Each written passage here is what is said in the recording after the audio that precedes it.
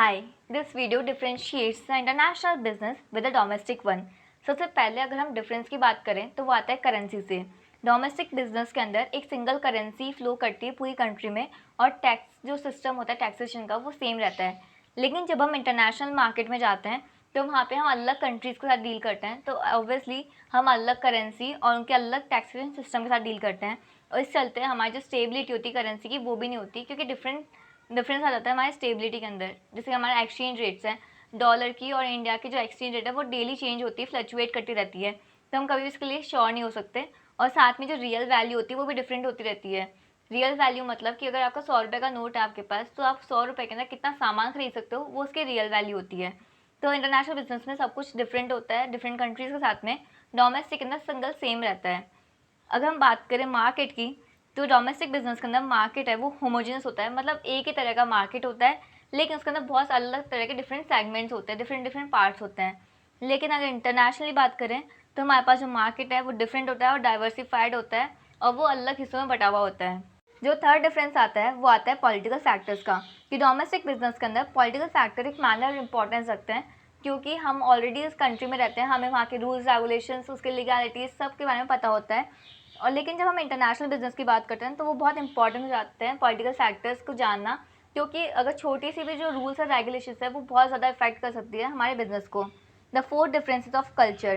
Domestic business के अंदर एक ही लैंग्वेज और एक ही कल्चर होता है। इंडिया एक एक्सेप्शन है जहाँ पे बहुत सारे लैंग्वेजेस हैं, एक ही कंट्री के अंदर बहुत सारे कल्चर्स हैं, लेकिन जो उसका ओवरऑल बिलीफ है, जो हिंदुज़म है, वो एक ही है। अगर इंडिया में बोला जाता है कि हाँ काउ बीफ हम अलाउ नहीं करते खाना, या फिर ये खाना अलाउड नहीं है इंडिया में, बनाना अलाउड नहीं है क्योंकि लोग पसंद ही नहीं करते, और अगर ऐसा करते तो लोग ऑलरेडी स्ट्रिक्ट एक्शन ले चुके हैं मैकडोनल्ड्स के खिलाफ। जब मैकडोनल्ड्स आया था इंडिया के में, तो वो एक एक्चुअली बिलीफ है और सब लोग उसको मानते हैं।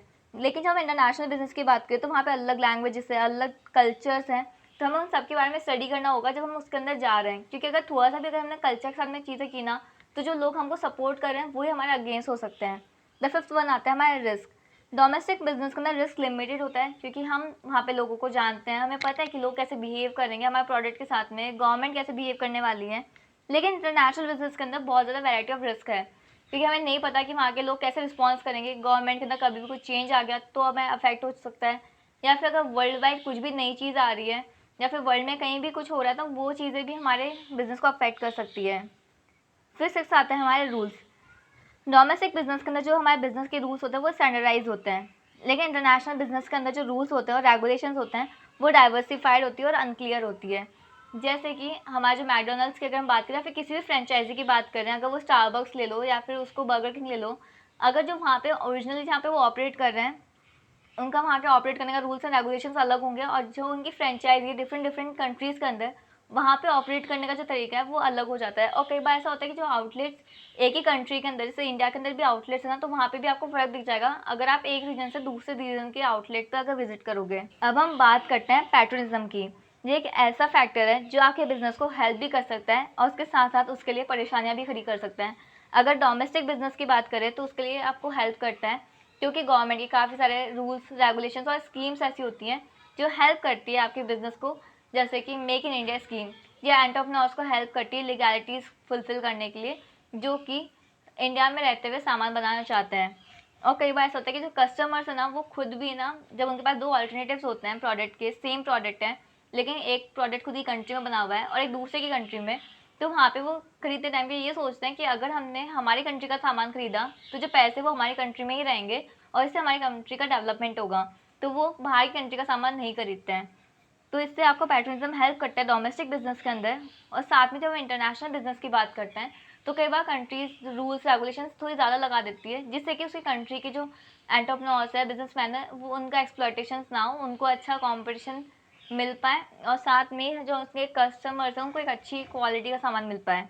तो इसलिए इंटरनेशनल बिजनेस में जो पैट्रनिज्म है वो कई बार हिंडर कर जाती है, मतलब कि बैरियर्स खड़े कर देती है। अब हम बात करते हैं टैरिफ्स की।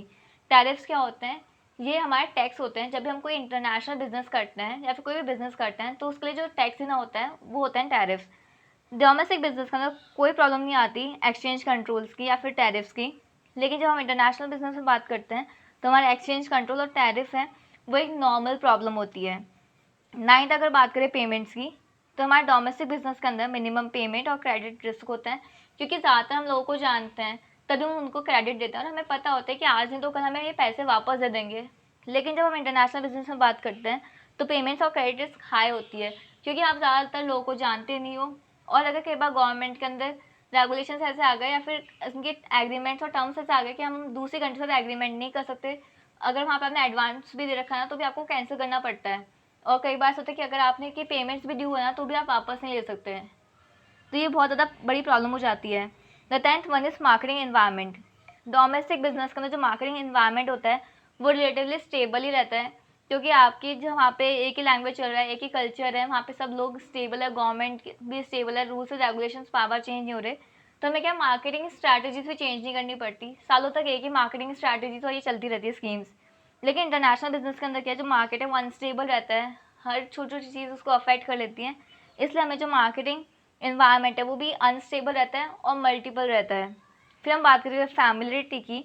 जो लेवल होता है फैमिलिटी का वो डोमेस्टिक बिजनेस में हाई रहता है, इसलिए हमें क्या रिसर्च करनी कंपलसरी नहीं रहती, क्योंकि हमें ऑलरेडी पता है कि हमारे जो यहाँ के लोग हैं, कस्टमर्स हैं, वो कैसे हैं, यहाँ की गवर्नमेंट कैसी है, कैसा प्रोडक्ट को वो ऑफर करेंगे हम, तो उसको अप्रिशिएट करेंगे, और कैसा प्रोडक्ट उनको पसंद नहीं आएगा जल्दी से, तो हमें इसलिए क्या रिसर्च करने की ज़रूरत ही नहीं पड़ती। लेकिन वहीं अगर हम इंटरनेशनल बिजनेस की बात करें तो रिसर्च क्या बहुत इंपॉर्टेंट हो जाता है, क्योंकि हमें फैसिलिटी नहीं रहती फॉरेन मार्केट की, और फॉरेन के अंदर मार्केट में लोग कैसे रिएक्ट करेंगे उस चीज़ को लेकर के, तो इसलिए हमें क्या प्रॉपर रिसर्च करनी ज़रूरी होती है। जैसे इंडिया के अंदर इमोशंस को लोग बहुत ज़्यादा वैल्यू देते हैं, तो हमें पता है कि हमें मार्केटिंग स्कीम रखनी है तो हमें कैसा कैंपेन रन करना होगा या कैसा प्रोडक्ट हम बनाएं। जैसे कि हमारे यहाँ पे जो लोग आते हैं, सप्लाई चेन्स जो आती हैं बाहर की कंट्रीज़ की फूड चेन, वहाँ पे जो प्रोडक्ट वो ऑफर करते हैं वो बहुत कम स्पाइसी और वैसा होता है, लेकिन जब वो इंडिया में आकर सेम प्रोडक्ट देंगे ना तो वो बिल्कुल नहीं चलेगा। इंडिया के अंदर वो उनको पता है कि यहाँ के लोगों को स्पाइसी और ये सब पसंद है, मसाले पसंद है, तो वो लोग उस चीज़ को वैसा बनाते हैं, कस्टमाइज़ करते हैं। वो इसलिए कर पाते हैं क्योंकि उन्होंने रिसर्च करी है। The next factor is product mix. International business के अंदर हम प्रोडक्ट मिक्स फॉरेन मार्केट के हिसाब से डिसाइड करते हैं।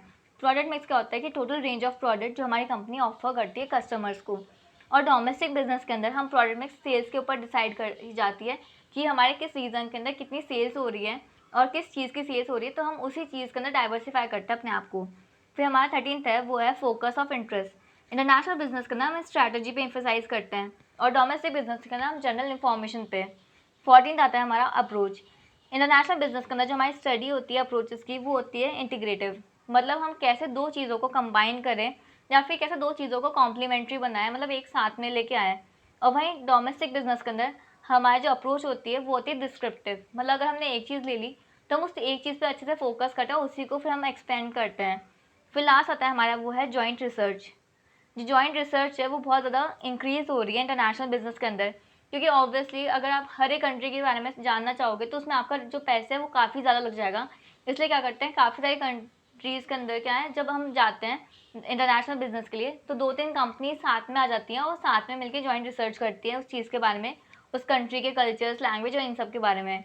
और डोमेस्टिक बिजनेस के अंदर क्या है, जॉइंट रिसर्च जो होते हैं वो नॉर्मल होता है या फिर लिमिटेड होता है, क्योंकि कोई ज़्यादा इतनी रिसर्च करने की ज़रूरत पड़ती ही नहीं है हमें, क्योंकि हमें ऑलरेडी वो चीज़ों के बारे में पता होता है। So if you like my video then hit the like button, subscribe it and press the bell icon.